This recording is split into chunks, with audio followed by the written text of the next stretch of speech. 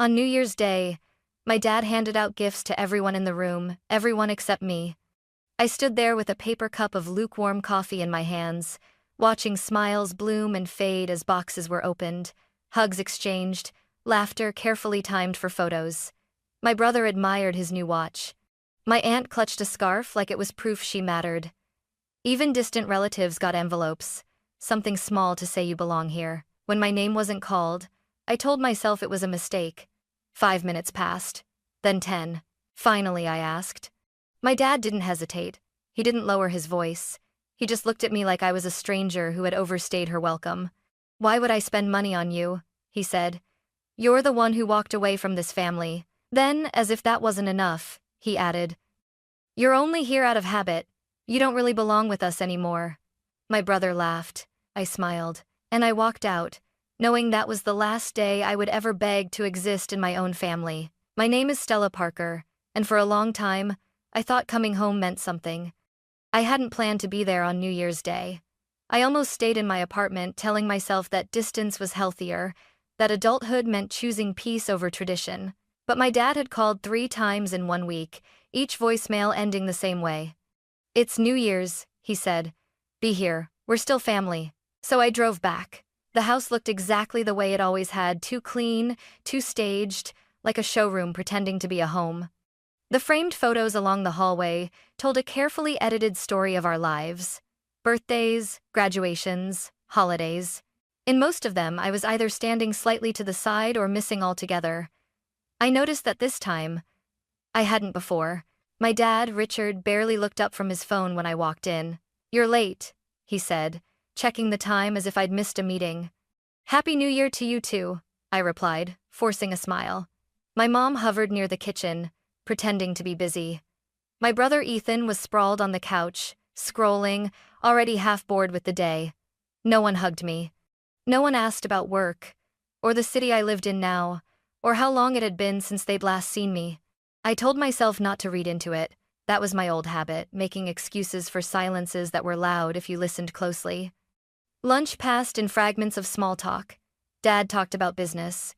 Ethan complained about traffic. I nodded when expected, laughed when it felt required.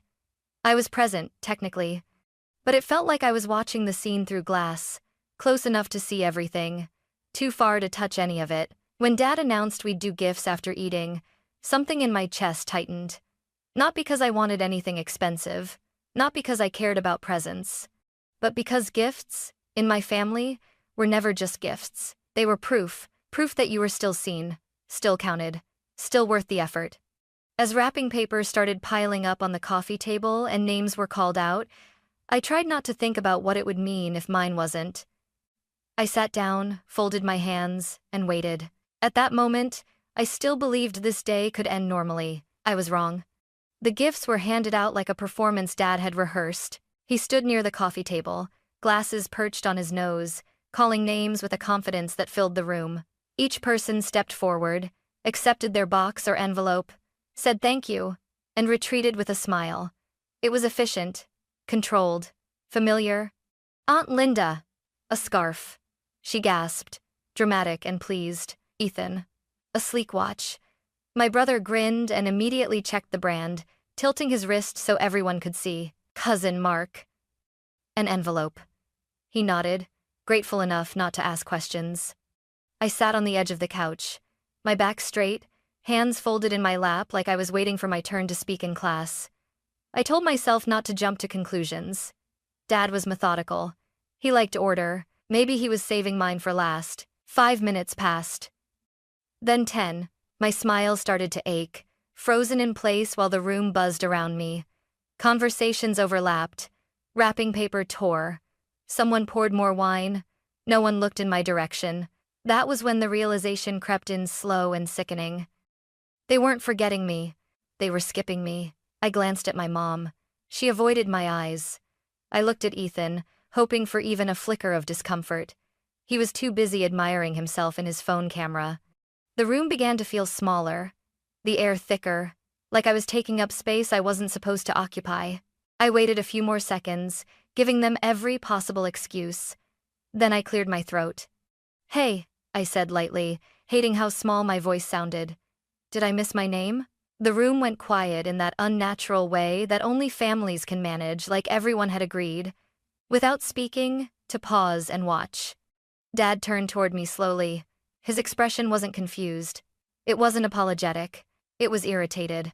That was when I knew I had already lost something I hadn't realized I was still fighting for. Dad didn't raise his voice. He didn't sigh. He didn't even look angry. That was the worst part.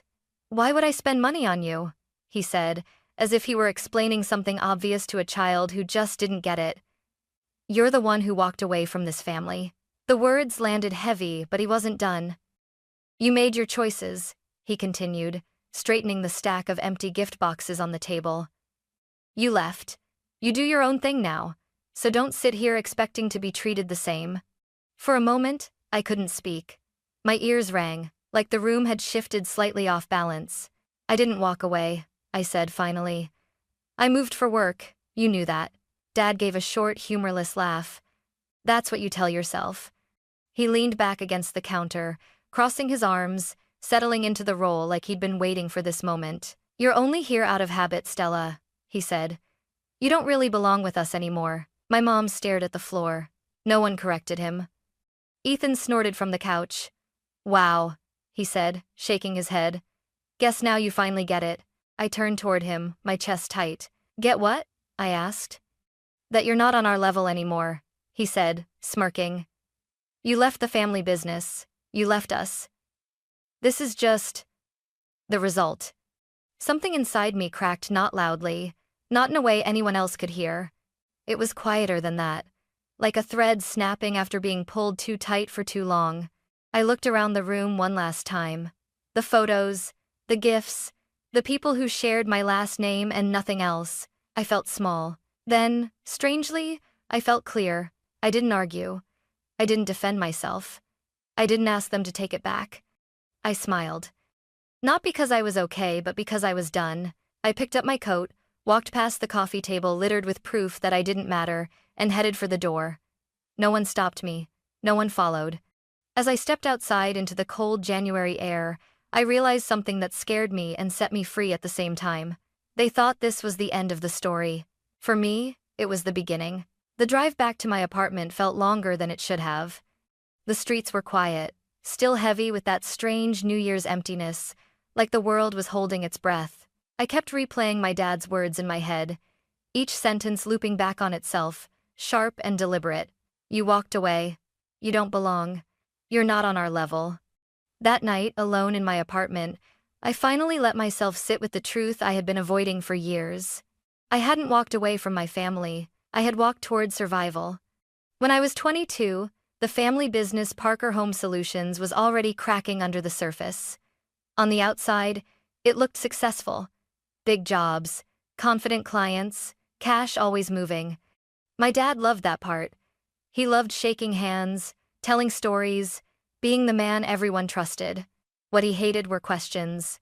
I was the one who asked them. I noticed invoices that didn't line up. Jobs marked as paid that never appeared in the bank records. Expenses that were explained away with a shrug and a joke about how construction was messy business. "Don't worry about it," Dad used to say. "Numbers don't tell the whole story." But I knew they told a story, and it wasn't a good one. So I left. Not in anger. Not dramatically. I moved to Chicago, took a job in accounting and compliance, and built a life that made sense to me. I told myself distance would cool things down, that once I proved I was successful on my own terms, they'd respect me. Instead, my leaving became the story they told about me. She thinks she's better than us. She chose strangers over family. She abandoned what mattered. By the time I came back for holidays, I was no longer a daughter in their eyes. I was evidence of betrayal. What they never said out loud but made very clear was this: as long as I stayed useful, I was tolerated. The moment I stopped fitting their version of loyalty, I became optional. Lying in bed that night, staring at the ceiling, I realized something unsettling. The way they treated me on New Year's Day wasn't sudden. It was just the first time they didn't bother hiding it anymore. And somewhere beneath the hurt, another thought surfaced, quiet but impossible to ignore. They still trusted me with something important. Something they assumed I would never question. They were wrong. I didn't sleep that night. Sometime after midnight, I got out of bed and opened my laptop, more out of habit than intention. The glow of the screen filled my apartment, familiar and steady in a way my family never was. 2 years earlier, my dad had asked me for a favor. Just help us organize things a bit, he'd said. You're good with numbers, make something simple. I had built a basic internal system for Parker Home Solutions, nothing fancy, just a way to log jobs, track payments, and compare deposits against invoices. Dad had been proud of it, bragging to clients that his daughter worked in finance. At the time, it felt like a small bridge back into the family. That night, I logged in for the first time in months. At first, everything looked normal. Familiar job names, usual amounts.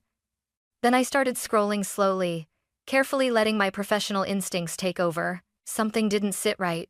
A renovation paid in full, but only part of the money deposited. Another job marked cash received, with no matching bank record. Then another, and another. I filtered by date, by location, by payment type. The same pattern repeated, quietly and consistently. This wasn't sloppiness.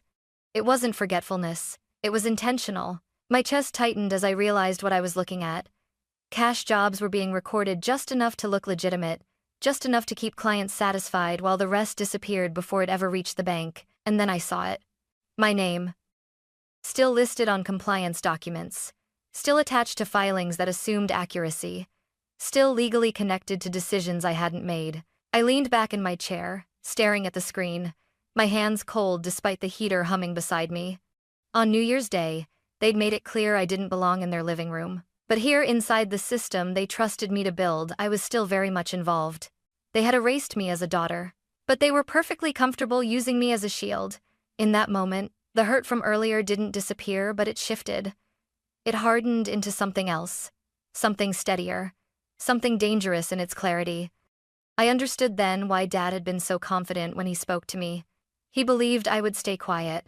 He believed that no matter how invisible they made me feel, I would protect them simply because we shared a last name. I closed my laptop slowly, not because I was done, but because I knew exactly what I needed to do next.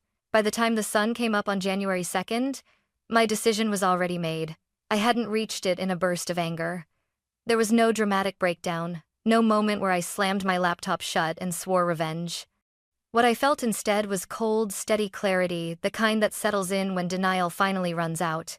If I stayed quiet, I wasn't just protecting my family. I was protecting myself from consequences they would never take responsibility for. I spent the morning working with a focus that surprised even me. I exported the data carefully, every job, every payment type, every discrepancy. I created summaries that showed patterns over time, clean, factual, impossible to dismiss as coincidence. I printed the reports, highlighted the gaps, and labeled everything clearly. No opinions. No accusations. Just numbers telling the truth. I copied the full dataset onto a USB drive, then added a stripped-down viewer so anyone could open it without special access. When I was done, I placed the drive and the reports into a plain cardboard box. On top, I placed a single note. Please review. That was it. No signature. No explanation. No emotional appeal. At 8:15 a.m., a courier picked it up from my building. At 8:47, it was delivered to my parents' front porch. I wasn't there to see their faces when the doorbell rang, but I could imagine it perfectly. My dad, still convinced this was all a misunderstanding. My mom, already anxious, sensing something was wrong. Ethan, annoyed, assuming it was another problem someone else would fix. By 9:02, my phone started buzzing. Dad's name flashed across the screen. I let it ring. Then my mom. Then Ethan. Texts followed. What is this? Is this a joke? You've gone too far, Stella. I turned my phone face down and sat at my kitchen table, hands wrapped around a mug I hadn't touched. My heart was pounding, but underneath the fear was something unexpected, relief. For the first time, I wasn't explaining myself. I wasn't asking to be understood. I wasn't trying to belong. I had handed them the truth and stepped back. Whatever happened next would no longer be decided in whispered conversations or family pressure. It would be decided by facts, records, and laws that didn't care who shared a last name with whom. They had treated me like I didn't exist. Now, They were forced to reckon with something they could no longer ignore. Ethan showed up at my apartment that afternoon like nothing had really happened. He didn't knock the way strangers do. He knocked the way people do when they believe they still have rights over you. 2 sharp taps, followed by a pause that assumed I'd open the door. I watched him through the peephole for a few seconds longer than necessary. When I finally let him in, he didn't sit down. He paced. "Do you have any idea what you just did?" he demanded, running a hand through his hair. Dad's furious. Mom's barely holding it together. I leaned against the counter, arms crossed. "I gave them information. You blindsided them," he snapped. "Over a stupid holiday." That word hit me harder than I expected. Stupid. "So, that's what it was to you?" I asked quietly. "A holiday?" He stopped pacing and looked at me like I was being dramatic. "Come on, Stella. You know how Dad is. You didn't have to escalate it like this." Escalate. As if I had raised my voice, instead of handing over evidence. "They're saying this could destroy the company," he went on. "There could be audits, penalties, legal trouble. You're tearing the family apart." I let out a slow breath. "No," I said. "I didn't tear anything apart. I just stopped holding it together for them." Ethan scoffed. "You always do this. You leave, then come back acting like you're better than us. Like you're above it." "That's not true," I said. "I left so I wouldn't become this." His jaw tightened. "Dad thinks you're trying to punish him." I finally looked him straight in the eye. "I'm protecting myself," he shook his head. "You're selfish." That old word. The one they always used when I refused to absorb the consequences of their choices. "Selfish would have been staying quiet," I said. "Selfish would have been letting my name sit on documents that aren't true." For a moment, he had nothing to say. Then he tried a different angle. "Think about Mom," he said more softly. "She's scared. Think about everything they built. About how bad this looks." I almost laughed, not because it was funny, but because it was predictable. They weren't asking if I was okay. They were asking me to make it go away. "I did think about them," I said. "For years, I covered, I minimized, I explained things away. And none of that made me a daughter in that living room yesterday." Ethan stared at me, realization flickering across his face, quickly replaced by resentment. "This isn't you," he muttered. "You used to put family first." I met his gaze without flinching. Putting family first is how I ended up invisible. He left not long after that, slamming the door harder than necessary. When the apartment went quiet again, my hands were shaking, but my resolve wasn't, because beneath the guilt, beneath the fear, one truth was solid and undeniable. They didn't want accountability. They wanted silence. And for the first time in my life, I was no longer willing to give it to them. The lawyer didn't hesitate when I asked the question I had been avoiding since New Year's Day. "If I know this is happening," I said, my voice steady despite the tightness in my chest, "and I stay quiet, am I responsible?" She didn't soften her answer. "Yes." One word, clear, final. She explained my options calmly, how to document what I had access to, how to protect myself legally, how to separate my name from decisions I hadn't made. She talked about compliance, liability, and reporting, not in the language of punishment, but in the language of protection. That mattered to me. I didn't want revenge. I wanted distance from a disaster that wasn't mine. I submitted everything through the proper legal channels. I didn't add commentary. I didn't tell my story. I let the records speak for themselves. After that, I stopped answering calls. Weeks passed, then months.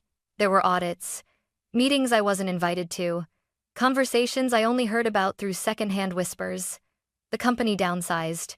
Contracts were lost. The family narrative shifted from, "This is a misunderstanding," to, "You didn't have to take it that far." But something strange happened in my own life. The constant anxiety I'd carried for years began to fade. I slept better. I focused at work. I stopped flinching every time my phone buzzed. I wasn't invisible anymore, not to myself. Today, I work in compliance consulting. I help businesses avoid the exact mistakes my family made. I teach people that transparency isn't a threat, it's protection. My dad and brother don't call. My mom sends the occasional message that never quite becomes an apology.